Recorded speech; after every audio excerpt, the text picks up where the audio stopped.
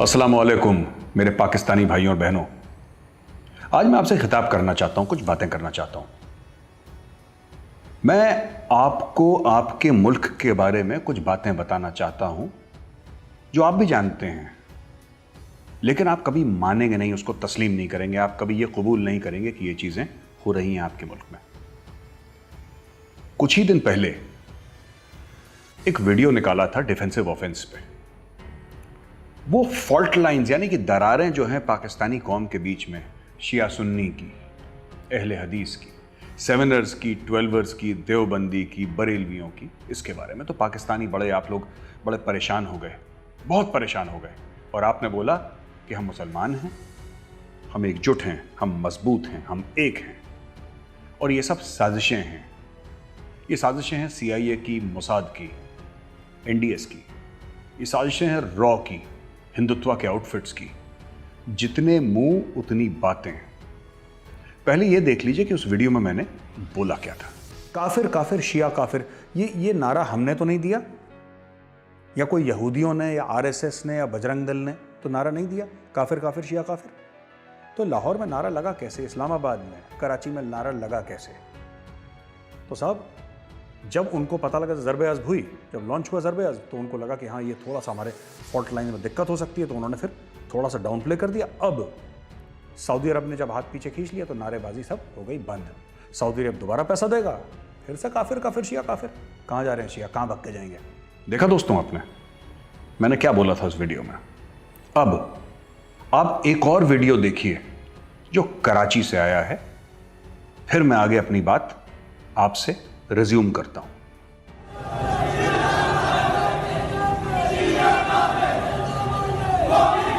पंजाब वाले, ये पंजाब वाले, ये मातम वाले,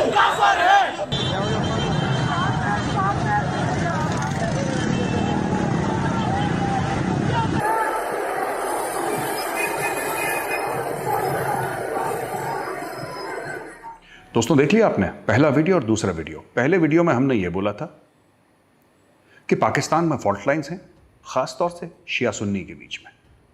तो आप लोग बड़े गुस्सा हो गए साहब।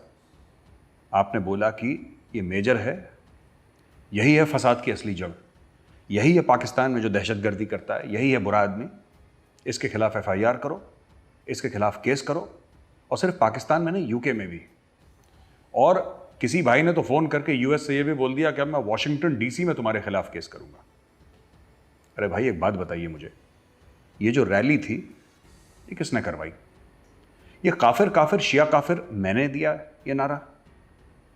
ये शियाओं के मसाजिदों में जाके ग्रेनेड से उनको उड़ाना, उनके साथ कत्लो गारत करना, बसों में शियाओं को मारना, शिया डॉक्टर्स को मारना कराची में, ये मेजर गौरावारिया का करना है कि आप लोगों का करना है? दो तीन बातें मैं आपसे कहता चलूं यहां पे। अहले सुन्नत वल जमात जो है वो तो पाकिस्तान में बैंड है। अगर वो पाकिस्तान में बैंड है आउटफिट, तो इतना बड़ा प्रोसेशन कैसे कराची में पॉसिबल है? लाखों दर लाखों लोग, सारे के सारे सुन्नी, सड़क पे उतर आए और एक आवाज में चीखने लगे, काफिर काफिर, शिया काफिर। ये बात हुई कैसे? दोस्तों, ये जो आउटफिट है ना, अहले सुन्नत वल जमात जिसके बारे में बात कर रहा हूं, इसका ऑफिस एक दिन बंद करती है पुलिस, अगले सुबह फिर इसका ऑफिस खुल जाता है। और ये बैंड आउटफिट है, प्रोस्क्राइब्ड आउटफिट है, यानी कि पाकिस्तान में इस तंजीम का हिस्सा होना गुनाह है, एक क्रिमिनल ऑफेंस है। लेकिन फिर भी इसके जब ऑफिस बंद होते हैं, अगले दिन खुल जाते हैं। आप जरा पूछिए अपने हुक्मरानों से, इमरान खान से पूछिए, कमर जावेद बाजवा साहब से पूछिए कि साहब कौन है जो अहले सुन्नत वल जमात के ऑफिसेज अगले दिन खुलवा देता है? 24 घंटे बंद नहीं रहते ऑफिस।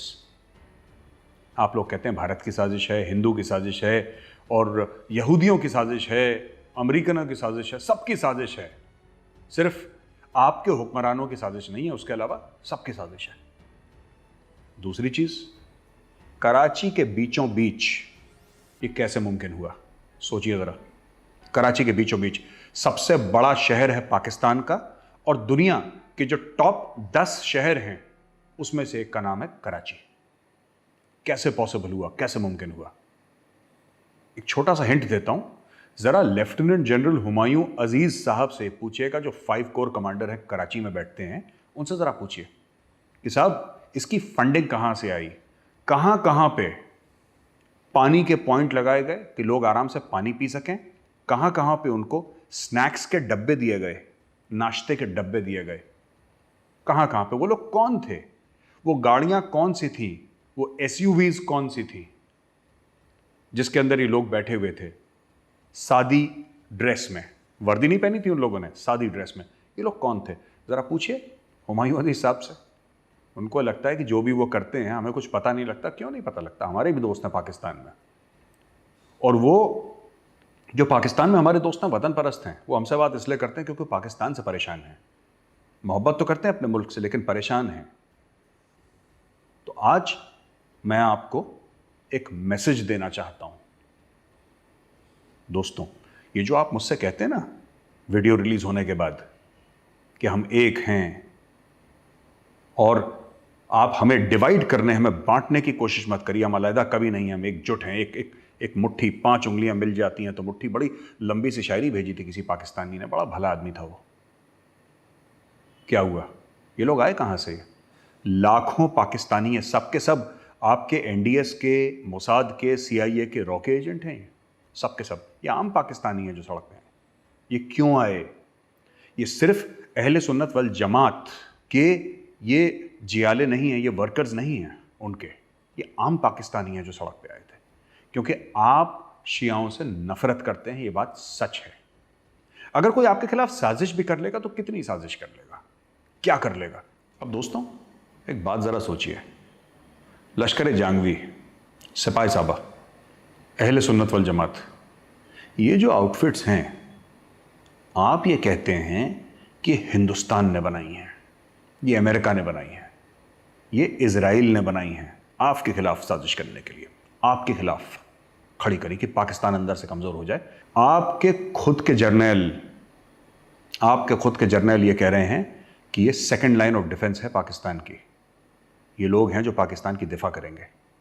ये आपके मुल्क की सच्चाई है। आप अपने आप से झूठ बोल सकते हैं और आप बोलते रहिए झूठ अपने आप से कि हम एक हैं, हम आपस में लड़ते नहीं हैं, हम सब भाई हैं। आप ऐसे भाई हैं जो एक दूसरे का गला काटते हैं। यही आपकी सच्चाई, आपके मुल्क की सच्चाई, और ये आपकी फौज ने कर रखा है। ये जनरल साहब जो छाती ठोक के बोल रहे हैं कि ये सेकंड लाइन ऑफ डिफेंस है, ये किसके एजेंट हैं, सीआईए के, मोसाद के, एनडीएस के कि रॉ के। जरा पूछिए जनरल साहब से कि जनरल साहब आपको किसने पैसे दिए। और जो आपकी आउटफिट्स हैं, सेक्टेरियन आउटफिट्स हैं, फिर से कराची में सर उठा रही हैं। थोड़े समय के लिए अमन हुआ था कराची में, लेकिन फिर कराची उसी डगर जा रहा है। और इसमें आप लोगों ने जो कुरान का तर्जुमा करा है अपने सरों में, जो मौलवी है ना जो आपको गलत रास्ते पे ले जा रहे हैं, अगली बार जब मस्जिद में जाएंगे तो मौलवी से पूछिएगा कि कुरान शरीफ में लिखा क्या है, पूछिएगा किस पन्ने में शिया और सुन्नी लिखा है, पूछिएगा मौलवी से। कुरान शरीफ की कौन सी आयत है जो बात करती है देवबंदी और बरेलवी की, जरा ये भी पूछिएगा। फिर मुझे बताइएगा आप कमेंट सेक्शन में इसी वीडियो के कि मैंने मौलवी साहब से बात करी थी और मौलवी साहब ने ये बोला है कि इस सफ़े पे, इस पन्ने पे, इस आयत में लिखा है कि ये देवबंदी है, बरेलवी है। कुरान शरीफ मैंने पढ़ी है, उसका तर्जुमा पढ़ा है, अरबी मुझे आती नहीं। कुरान शरीफ में तो ऐसा नहीं लिखा कि ये शिया, ये सुन्नी। ये पॉइंट्स कहाँ से हो रहे हैं पता है आपको? ये आपकी फॉरेन पॉलिसी का फेलियर है। जो ये आप ड्रामा देख रहे हैं ना, ये आपकी फॉरेन पॉलिसी का फेलियर है। और जाइए तुर्की के नज़दीक, वो एर्दुगुल गाजी बहुत पसंद है ना आपको टीवी सीरियल, या कराची की सड़कों में एर्दुगुल गाजी ही चल रहा है, बस आपको समझ में नहीं आ रहा। ईरान के पास जाएंगे ना आप, मलेशिया के पास जाएंगे, यही ड्रामा आपकी सड़कों पे होगा। आपको क्या लगता है पैसे अब्दुल से लेंगे और गाना रफसंजानी का गाएंगे? ये मुमकिन नहीं है दोस्तों। पैसा लेना बंद करो, हाथ फैलाना बंद करो, वरना कराची की सड़कें ये लोग फिर लाल कर देंगे और आपके हुक्मरान आपकी दिफा में कभी खड़े नहीं होंगे। हम एक और वीडियो बनाएंगे जिसमें हम बताएंगे कि आपके कौन कौन से जर्नल के बच्चे बाहर पढ़ते हैं, और सिर्फ पढ़ना कोई गुनाह नहीं है। हिंदुस्तान में भी कई लोग हैं जिनके बच्चे बाहर पढ़ते हैं, लेकिन आपके जर्नलों के डबल पासपोर्ट्स हैं, डुअल सिटीजनशिप्स हैं आपके जर्नलों की। रिटायरमेंट होने के बाद वो पकड़ लेते हैं दूसरी सिटीजनशिप, फट से जिस दिन रिटायर हुए अगले दिन अप्लाई कर लेते हैं, उनको मिल भी जाती है। यानी कि ऐसा तो नहीं है कि अगर 1 महीने की आखिरी तारीख में वो रिटायर हुआ उसी दिन उसने फैसला करा। ये तो कई सालों से उसके दिमाग में चल रहा होगा जर्नल के आपके, कि मुझे अमेरिकन सिटीजनशिप हासिल करनी है, ऑस्ट्रेलियन सिटीजनशिप हासिल करनी है। और एक बात बताइए, आपका रिटायर्ड जनरल, उसको इतनी आसानी से अमेरिका की, कनाडा की शहरियत क्यों मिल जाती है? वो ऐसा क्या दे सकता है अमेरिका को? वो किस काम का है? वो 58 साल का, 60 साल का बुजुर्ग, वो अमेरिका को क्या ऐसा दे सकता है कि अमेरिका उसको बोले कि साहब ये लीजिए हमारी शहरियत, आइए आराम से रहिए यहां पर? वो क्या दे सकता है? कभी सोचिएगा, आपके जर्नैल आपके मुल्क को बेच रहे हैं। देखिए, मैं तो हिंदू हूं, मैं काफिर हूं और मैं वाजिबुल कत्ल भी हूं, मुझे सब पता है और मुझे इससे कोई फर्क नहीं पड़ता। आप कोई भी शायरी, कितने भी कसीदे पढ़े मेरे नाम के, उससे क्या फ़र्क पड़ रहा है मुझे? लेकिन सच बात यही है कि अपने जर्नैलों से पूछिएगा कि साहब आपके पास ना तो कोई क्वालिफिकेशन है, ना आप कोई साइंटिस्ट हैं, ठीक है, ना आप कोई ऐसे इंजीनियर हैं, ना आप कोई बड़े डॉक्टर हैं कि अमेरिका आपको हाथों हाथ ले। फिर ऐसा क्यों होता है कि 1-2 महीने के अंदर, 3 महीने के अंदर जनरल साहब का सब मामला क्लियर हो जाता है, जनरल साहब चले जाते हैं और एक समय के बाद वो स्वेयर करते हैं on the constitution of America कि मैं अमेरिकन सिटीजन हूं। वहां पे कितने आपके सीनियर लेफ्टिनेंट जनरल अमेरिका में हर जगह सेटल्ड हैं? जरा पूछिए ना जनरल साहब से, तब आपको पता लगेगा आपकी कौन कौन सी खुफिया जानकारियां ये लोग बेचते हैं दुश्मन को। कौन कौन सी खुफिया जानकारियां ये लोग दुश्मन को, CIA को खास तौर से, ये बेचते हैं आपके जनरल्स। और फिर इनके सर पे CIA हाथ फेरता और बोलता, जनरल साहब लो सेटल हो जाओ वॉशिंगटन DC में, न्यूयॉर्क में। पैसा तो होता ही है क्योंकि आपकी जेब काट रखी है आपके जर्नलों ने, इनको पैसा किसी से चाहिए नहीं, अरबपति हैं ये सब, कम से कम डॉलर मल्टी मिलियनर तो है ही। आपका गरीब से गरीब जनरल आपका, वो अरबपति है, रुपए में अरबपति और वैसे डॉलर मिलियनर, गरीब से गरीब, सबके घर बाहर है। ये बेचते हैं आपको, अपने ज़मीर को, पाकिस्तान को, और बाहर जाके चुपचाप सेटल हो जाते हैं। पहले इनके बच्चे जाते हैं, बच्चे इनका बेस बनाते हैं, फिर ये सेटल हो जाते हैं और आपके लिए छोड़ जाते हैं ये अहले सुन्नत वल जमात, जो सड़कों पे निकलता है, बोलता है काफिर काफिर शिया काफिर। ये आपके मुल्क का हाल है। दोस्तों, एक पाकिस्तानी जर्नलिस्ट है बिलाल फारूकी। 2 दिन पहले बिलाल फारूकी को गायब कर दिया ISI ने, और फिर उसको वापस उन्होंने छोड़ दिया। अब ये टाइमिंग देखिए, बिलाल फारूकी है कौन और उसको उसी वक्त गायब क्यों करा? बिलाल फारूकी एक ऐसा जर्नलिस्ट है जिसने अहले सुन्नत वल जमात को एक्सपोज करने के लिए अपने कई साल निकाल दिए अपने, और उसको एजेंसीज ने, आपकी यानी कि ISI ने, उसको गायब कर दिया। कब गायब करा? जब अहले सुन्नत वल जमात कराची में इतना बड़ा प्रोसेशन निकाल रही थी और चीख चीख के छतों से ये लोग बोल रहे थे काफिर काफिर शिया काफिर। तो अब आप देखिए, आपकी जो रियासत मदीना है उसमें हो क्या रहा है। मैं आपकी कह रहा हूं क्योंकि रियासत मदीना है नहीं, लेकिन जो आपका हैंडसम है, हैंडसम कहता है ना रियासत मदीना, यानी कि जो बिलाल फारूकी एक एक्सट्रीमिस्ट आउटफिट के खिलाफ बोल रहा है, आपने उसके खिलाफ पर्चा काटा, आपने उसके खिलाफ FIR करा, आपने उसको गायब कर दिया। किस इल्जाम में? कि ये शिया सुन्नी का फर्क डाल रहा है, ये गंद डाल रहा है हमारे मुल्क में, इसको अंदर करो।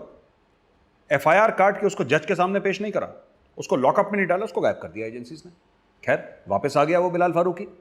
दूसरी तरफ अहले सुन्नत वल जमात को क्यों खुला छोड़ दिया कराची में कि लाखों दर लाखों लोग सड़क पे आएं और काफिर काफिर शिया काफिर चिल्लाएं? आशीर्वाद है उनके सर पे। किसका?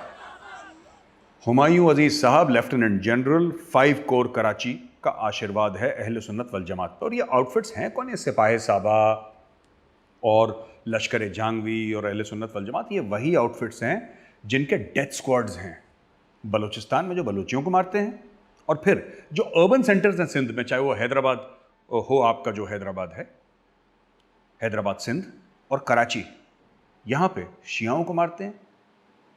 जो उनके खिलाफ बिलाल फारूकी जैसे जर्नलिस्ट, और बहुत अच्छा हुआ कि मैंने बिलाल फारूकी के सपोर्ट में ट्वीट नहीं लिखा, जैसे वरना वो अहमद नूरानी था जिसने लेफ्टिनेंट जनरल आसिम बाजवा का एक्सपोजे करा था, आपने तो उसको बोल दिया मेजर गौरव आर्या का एजेंट है, जबकि मेरे वीडियो और उसकी रिपोर्ट में जमीन आसमान का फर्क है। मैंने सिर्फ पापा जॉन की बात करी और रियल एस्टेट की बिजनेस की बात करी है, लेकिन अहमद नूरानी ने तो पूरा चिट्ठा पर्चा खोल दिया। उसकी डिटेल्ड रिसर्च है, मैंने तो बात ही नहीं करी थी जो उसने करी थी, उसने तो बिल्कुल मुख्तलिफ बात करी, अलग बात करी, लेकिन आपने पकड़ के बोल दिया ये एजेंट है, इसका एजेंट, उसका एजेंट, मेजर गौरव आर्या का एजेंट। अब मैं आपसे एक और बात पूछना चाहता हूं, ये बिलाल फारूकी किसका एजेंट है भाई? सब एजेंट हैं, सब साजिश कर रहे हैं। आपके पास है क्या जो आपके खिलाफ कोई साजिश करे? पहले ये बताइए मुझे। मैं साजिश करूंगा तो चीन के खिलाफ करूंगा, भारत अगर साजिश करेगी तो कोई बड़े मुल्क, पाकिस्तान, आपके पास है क्या? आप लोग भीख मांग के, आपका जो प्रधानमंत्री है, वजीर आजम है, वो भीख मांग मांग के आपका मुल्क चला रहा है। आपके मुल्क के पास इतना टैक्स से पैसा कलेक्ट नहीं होता कि आप सरकारी मुलाजिम उनकी तनख्वाहें दे दें, आप अपने लिए 2 चीज़ें खरीद लें। सारा का सारा वर्ल्ड बैंक से आता। आपकी इकोनॉमी कोलैप्स हो गई है। आप हमें कहते हैं ना हमारी जीडीपी कम हुई है, हमारे पास तो जीडीपी है इसलिए कम हुई है।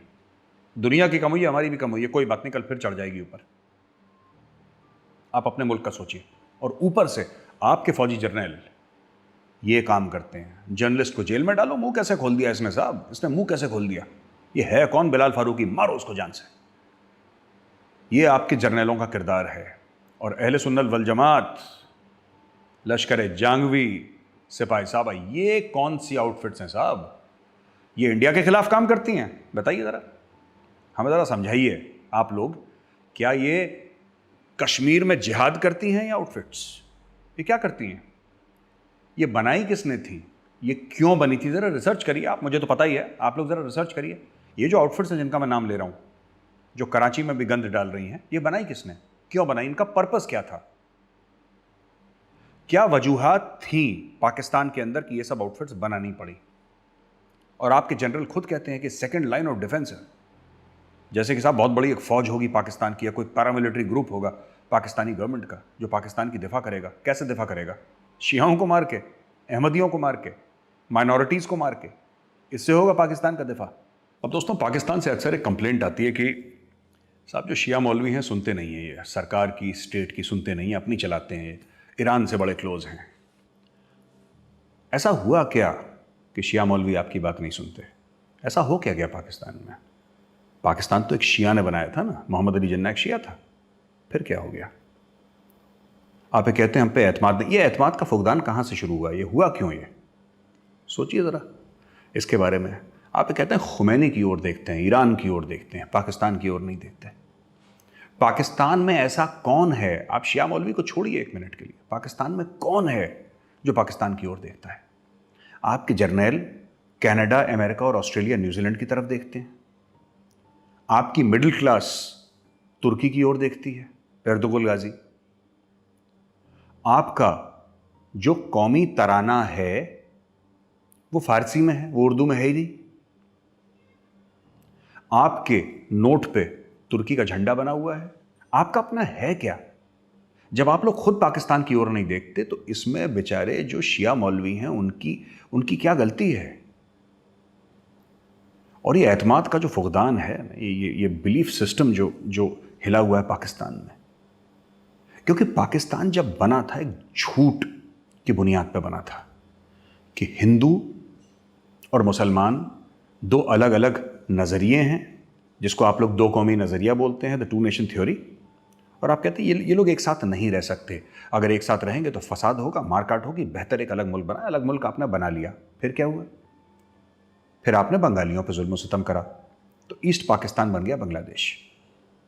अब कुछ पाकिस्तानी बड़े खुश होते हैं कि साहब जब इंडिया और पाकिस्तान का मैच होता है तो जो बांग्लादेशी हैं वो पाकिस्तान के लिए चीयर करते हैं। यही औकात है आपके मुल्क की। आधा मुल्क आपने खो दिया, तब आपको शर्म नहीं आई, आपको खराब नहीं लगा? उसमें भी आप साजिशें ढूंढ रहे हैं। होमोदूर कमीशन की रिपोर्ट पढ़ना तो दूर, उसके बारे में आप लोगों ने सुना भी नहीं है। खैर पढ़ने लिखने का रिवाज आपके मुल्क में है नहीं, तो आई डोंट ब्लेम यू, आपका रिवाज है ही नहीं आपके मुल्क में ऐसा। लेकिन आप खुद सोचिए, बंगालियों को आपने अलग कर दिया, अब शियाओं को अलग कर, फिर आप कहते हैं साहब ईरान की तरफ के, तो कहाँ देखें? उनके घरों में घुस के उनको मारा है, भेड़ बकरियों की तरह शियाओं को आपने काटा है, फिर आप कहते हैं साहब एतमाद का फुकदान है। वो तो है ही, और सच बात है। जब इंसान की जान जाती है तो कहीं ना कहीं तो देखता है। अब उनको लग रहा है ईरान से सपोर्ट आ रहा है तो ईरान से सपोर्ट लेंगे, वही ईरान ना जिससे आप बहुत मोहब्बत करते हैं। अभी आप देखिएगा, जो आपके सुन्नी हैं वो तुर्की की ओर देखेंगे, और आपका जो मुल्क ये ईरान और तुर्की के, ये आपस में आप कितना भी गाना गाएं उम्मा का, कितना भी गाना गाएं कि हम सब एक हैं एक हैं, कहां एक हैं? यूएई ने रिकॉग्नाइज कर लिया इजराइल को, कर लिया, बहरीन करने वाला है। बहरीन में ये बात साफ हो गई है। Saudi Arab is next. तो ये जो आप इस्लामिक उम्मा की बात करते हैं, ये जो ऑर्गेनाइजेशन ऑफ इस्लामिक कोऑपरेशन की आप बात करते हैं, वो कोऑपरेशन तो अब नहीं रहा, वो बीच में बिल्कुल एक दरार आ चुकी है। और जो आपकी तरफ जो मुस्लिम मुल्क हैं पाकिस्तान की ओर, ईरान जिसके पास तेल तो है लेकिन सैंक्शंस दुनिया भर के पड़े हैं और वो एक टेररिस्ट सपोर्टर है, दूसरा तुर्की, तीसरा मलेशिया। मलेशिया के पास सिर्फ पाम ऑयल है और तो कुछ है नहीं मलेशिया के पास, तो मलेशिया को इतना सीरियसली लेने की जरूरत है नहीं। It depends mostly on tourism and palm oil exports. अब बचे तुर्की और आपका ईरान। तुर्की सुन्नी, ईरान शिया, और जो इनका कबड्डी खेलने का मैदान, आपके यहां भी कबड्डी खेलते होंगे, हमारे यहां गेम है कबड्डी, आपके यहां भी खेलते होंगे पाकिस्तान में, इनका जो कबड्डी का मैदान है वो पाकिस्तान है। आज जो ये भाई भाई होके मिल रखे हैं ना आपस में कि हम सऊदी अरेबिया को सबक सिखाएंगे, सबक सिखाने के लिए पैसे चाहिए। ना आपके पास पैसे हैं, ना आपके जो आका हैं उनके पास पैसे हैं। अब क्या होगा कि ये कबड्डी और फुटबॉल और सारे स्पोर्ट्स का मैदान पाकिस्तान बनेगा। शियाओं को खींचेगा ईरान और सुन्नियों को खींचेगा तुर्की, और ये गेम आपके मुल्क में शुरू हो चुका है। बाय द वे, ये जो आप देख रहे हैं ना, ये सब ये ऐसे ही नहीं हुआ, ये ऐसे ही अचानक नहीं हुआ एक दिन कि किसी का मूड करा कि चलो लाखों लोगों को सड़कों पर उतारो। इसके पीछे एक बहुत बड़ी प्लानिंग है। खाना पीना, पैसा, ट्रांसपोर्टेशन, कंट्रोल, जिसको कमांड एंड कंट्रोल बोलते हैं फौज में, ऐसे ही लाखों लोग सड़क पे नहीं उतर आते। तो इसके पीछे बहुत बड़ा गेम है, बहुत बड़ी साजिश है, और ये कबड्डी का मैदान बनेगा पाकिस्तान, जो कि बन रहा है, आप भी देखिएगा। तो मेरे पाकिस्तानी भाइयों और बहनों, आपने हूथी रेबल्स के बारे में सुना होगा। ये हूथी रेबल्स हैं कौन? ये बेसिकली शिया हैं। आप जाके ज़रा इंटरनेट पे ज़रा रिसर्च करिए, पढ़िए। माफ़ करिएगा, पढ़ने लिखने का वैसे ही रिवाज नहीं रहा, लेकिन फिर भी कोशिश करिए कि पढ़ें। हूथी रेबल्स को कौन मार रहा है? आपके रिस्पेक्टेड, काबिल एहतराम जनरल रहील शरीफ साहब। अब ये गए रहील शरीफ साहब सऊदी अरेबिया और एक कोएलिशन बनाया। पाकिस्तानी जर्नैल एक अरबों की फौज का, आप ध्यान से सुनिएगा जो मैं बोल रहा हूं, बड़े बड़े जिसको कहते हैं कंसंट्रेशन के साथ सुनिएगा मैं क्या कह रहा हूं। एक पाकिस्तानी जर्नैल गया सऊदी अरेबिया, एक अरब कोएलिशन ने आर्मी बनाई, कोएलिशन आर्मी, उसका आर्मी चीफ बना आपका जनरल रहील शरीफ। बोला साहब एंटी ईरान, ये एंटी ईरान नहीं है, ये एंटी शिया कोएलिशन है। तनख्वाह कितनी मिलती होगी रहील शरीफ साहब को? एक महीने की 10 लाख, 20 लाख, 50 लाख, 1 करोड़, 2 करोड़, 5 करोड़, 10 करोड़, कितनी तनख्वाह मिलती होगी? तनख्वाह पे गए ना वो, मैं कहता हूं करोड़ों रुपए मिलती है, चलिए मान लिया करोड़ों रुपए मिलती है साहब। बड़ी इज्जत मिलती है, गाड़ियां मिलती हैं, बंगला मिला है, नौकर चाकर मिले, सब कुछ मिला है उनको, सारे ऐशो आराम। लेकिन ये जो कीमत है ना, ये शिया अपने खून से चुका रहा है, और ये सच है। ये कीमत रहील शरीफ के बंगले की, उसकी एसयूवी की, उसके प्रोटोकॉल के काफिले की, उसके करोड़ों रुपए की तनख्वाह की, ये शिया खून इसकी कीमत चुका रहा है, और उसका प्लेग्राउंड है पाकिस्तान। आप लोगों ने अपने आर्मी चीफ को भेज दिया किराए पे। ऐसा कौन मुल्क करता है भाई? मैं अभी तक ये समझ नहीं पाया कौन सा ऐसा मुल्क है जो अपने आर्मी चीफ को रिटायरमेंट के बाद बोलता है कि जाओ तुम सऊदी अरब जाओ और शियाओं को मारो और तुम पैसे कमाओ।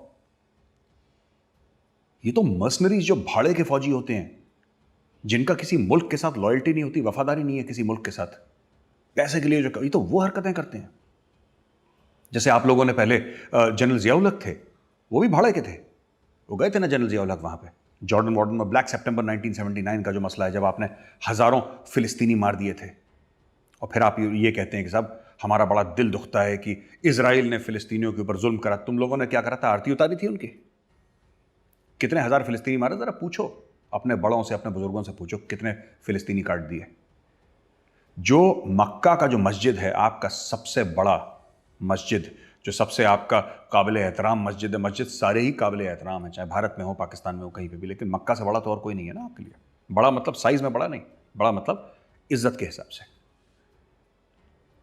मक्का मस्जिद के अंदर अटैक किसने करवाया था? जब वहां पे दहशतगर्द अंदर घुस गए थे। आप लोग बात करते हैं खालिस्तान की, आप लोग बात करते हैं ऑपरेशन ब्लू स्टार की, कि साहब इंडियन आर्मी ने अमृतसर में हरमंदर साहब में एक्शन करा था। ये बड़ा प्रोपेगेंडा चलाते हैं, और एक जाहिल खालिस्तानी हैं जो ये भी हाँ खूब सर घुमाते हैं अपना, क्योंकि वो आपके साथ मिल गए तो उनका भी पढ़ने लिखने का जो रिवाज था वो खत्म हो गया। ज़रा पूछिए अपने बड़ों से, अपने बुजुर्गों से कि आपने मक्का मस्जिद के अंदर अटैक करवाया था कि नहीं? आपने ईसाइयों को घुसाया था वहां पे? आप तो कहते हैं साहब मक्का में गैर मुस्लिम नहीं जा सकता। आपकी फ्रेंच स्पेशल फोर्सेस घुसी थी मक्का मस्जिद में, साथ में उनके थे अरेबियन सोल्जर्स सऊदी अरब के, और उसमें थे पाकिस्तानी। आप लोग अपने मस्जिदों में घुसे, आपने 3 दीवारें गिराई उस मस्जिद की, आपने मस्जिद के ऊपर गोलियां फायर करी हैं, ये आपका सच है। और मैं जो इस्लामाबाद में लाल मस्जिद के खिलाफ करा, आधा मस्जिद उड़ा दिया, मैं उसकी बात ही नहीं कर रहा। वो तो आपके मुल्क में वैसे ये सब ड्रामे चलते रहते हैं। आपने मक्का को नहीं छोड़ा। इतने बड़े आप, जिसने पैसा दिया पाकिस्तानी वहां भागा, जिसने पैसा दिया। सब ये सब मैं जो बातें बोल रहा हूं, फिलिस्तीनियों को मारा पाकिस्तानी फौज ने। जनरल जियाउल हक का नाम खास तौर से लेकर बोल रहा हूं। उनकी लीडरशिप में he was a brigadier, then he became a major general. बाद में आपके प्रेसिडेंट, आपके आर्मी चीफ बने जनरल जियाउल हक। जी हाँ, वही जनरल जियाउल हक, आपके मिलिट्री डिक्टेटर। उन्होंने कितने हजार फिलिस्तीनियों को काटा है पैसा लेके जॉर्डन से। जरा देखिए, रिसर्च करिए जरा इसके ऊपर। मक्का मस्जिद के ऊपर आपने अटैक करा, और आज आप कहते हैं कि पाकिस्तान बनेगा अमन का गहवारा, और आप मुझे स्टोरी ये समझाते हैं कि मेजर साहब शायद आपको इल्म नहीं है कि मोहम्मद अली जिन्ना एक शिया था। अगर मोहम्मद अली जिन्ना आज जिंदा होता आप उसको मार देते। ये आपकी कौम की नीयत है, ये पाकिस्तानी कौम की नीयत है। मैं अपने पाकिस्तानी भाइयों बहनों को एक छोटा सा होमवर्क देना चाहता हूँ। आप गूगल खोलिए, अगर आपके मुल्क में अभी तक बैन ना हुआ हो, क्योंकि हर चीज़ बैन हो जाती है आपके यहाँ, और उसमें देखिए अफगानिस्तान शिया ब्लास्ट, ये 3 लफ्ज़ आप टाइप करिए गूगल में, अफगानिस्तान शिया ब्लास्ट, और आप सर्च का बटन दबाइए। एक बहुत लंबी फहरिस्त निकलती है कौन सा ऐसा मुहर्रम गया है जब आपकी तंजीमों ने, ये क्वेटा शूरा और पेशावर शूरा, ये क्वेटा पेशावर हैं कहाँ पे भाई? हकानी नेटवर्क क्या है? ये तालिबान है क्या? इन लोगों ने अफगानिस्तान में शियाओं के मसाजिदों में ब्लास्ट करे हैं। हज़ारों लोग इन्होंने शिया मार दिए अफगानिस्तान में, और आप लोग बड़े बड़े फ़ख्र के साथ कहते हैं साहब ISI is world's number 1 agency. अरे साहब, ISI जो है वो भारत को अफगानिस्तान से निकाल देगी, यही कहते हैं ना आप लोग। आप कहते हैं ISI के सामने भारत कुछ नहीं है। बिल्कुल कुछ नहीं, बिल्कुल ठीक बोला आपने। ये नहीं कर सकते हम लोग, हम चाहे अच्छे हों चाहे बुरे हों, ये नहीं कर सकते कि मस्जिदों में ब्लास्ट करें और बोलें कि काफिर काफिर शिया काफिर। ये काम सिर्फ आप ही कर सकते हैं। ज़रा पूछिए अपनी एजेंसी से, व्हाट इज़ क्वेटा शूरा, व्हाट इज़ पेशावर शूरा, इनका काम क्या है, ये क्यों ब्लास्ट करते हैं अफगानिस्तान के मस्जिदों के अंदर, ख़ास तौर से शियाओं के मस्जिदों के अंदर, क्या रोल है इनका? पूछिए। आखिरी में सिर्फ एक पैगाम आपको दूंगा, वही पैगाम दूंगा जो आपके प्रधानमंत्री, आपके वज़ीर आज़म इमरान खान आपको अक्सर देते हैं, हर हफ्ते देते हैं। दोस्तों, मुल्क एक नाजुक दौर से गुजर रहा है, आपने बिल्कुल भी घबराना नहीं है। चलिए, शब खैर, गुड नाइट।